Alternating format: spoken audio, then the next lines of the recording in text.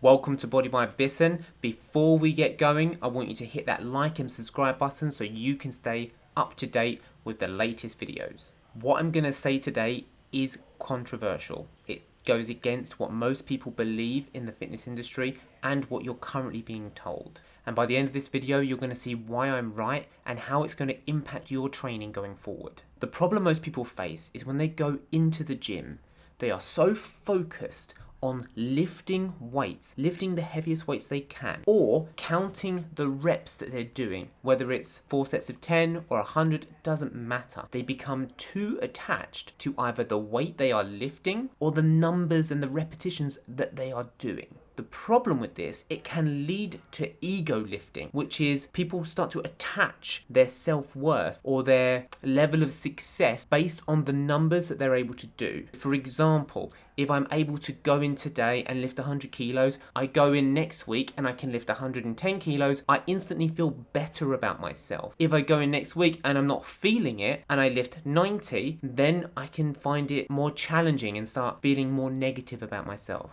And the challenge with this is that it can really start to mess with you psychologically. It's harder to feel like you're winning because at the end of the day, you can only become so strong before you actually hit your max peak. And in a moment, I'm going to share with you the better premise to come from, the better belief system to have.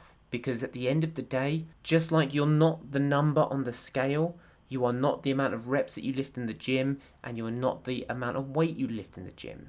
When most people go to the gym, they don't realize there is one main question they need to ask before every session. And that is, am I here to demonstrate how strong I am or how fit I am? Or am I here to build strength? And depending on the answer of that question will depend on what they do going forward. Now, as a coach working with clients every single day, I want to explain to you what my level of thinking is and how I think about these types of challenges. And the first place we always have to begin is, number one, is what I'm doing the safest way of doing it? I want to limit every risk there is of injury to as low as possible to make sure we are only moving forward without potentially damaging ourselves. Number two, is what I'm doing the most effective exercise or thing I could be doing to get to the goal that I want to get to, unless it conflicts with the safety. So if you found something that's super effective,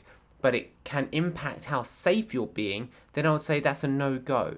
And finally, is what I'm doing the most efficient thing to be doing? Is it the most efficient use of my time to help me get towards my goal? Unless it conflicts with that second or first belief of if it's conflicting with how effective it is or how safe it is, then we don't do it. The efficiency just isn't worth it. So just to clarify, every time you follow this process, you're going to focus on your safety, making sure you're effective and you are making the best use of the time that you have in that moment. And how I like to do this is when you are sitting at that machine or at your first exercise, before you think about the movement, before you even begin to move, I want you to think about the muscles you want to work. So for example, if you are doing a push-up, I want you to start on the floor, hands underneath the shoulders, and really start to squeeze those chest muscles together. Try and feel those muscles that you want to work. And only once you have them engaged, only once you can feel them working, that is when you begin the movement. And I want you to focus on slowing everything down, making sure that all that work, that whole movement is going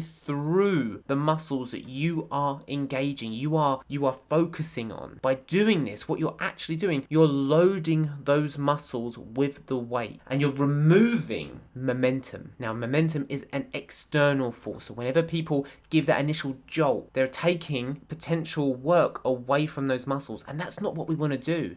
We want those muscles to work. Remember that you are there to build muscle, and if you follow this path, yes, it might mean that the weights that you're lifting come down by quite a lot. If you're used to lifting 100 kilos, you might have to come down to 40 to really focus in on those muscles, to load those muscles correctly, and to have that level of control. Just by doing this alone, you are being as safe as possible. You are doing the most effective thing because you're really targeting those muscles, and it's going to save you time in the long run by removing that momentum. Because when you use momentum, if you see those people who do a push-up, for example, they push themselves up and it's almost like they're let themselves fall back down into the floor. That's not efficient because you're only working for the up and they're just letting themselves go for the down. If you're doing this in a more controlled way, you are working on that up, on that down, and bringing much more into it, stimulating a lot more muscle growth. So when you go into the gym next, what I'd like you to do, take a deep breath at your first exercise. Focus your mind on those muscles that you want to work and breathe yourself into them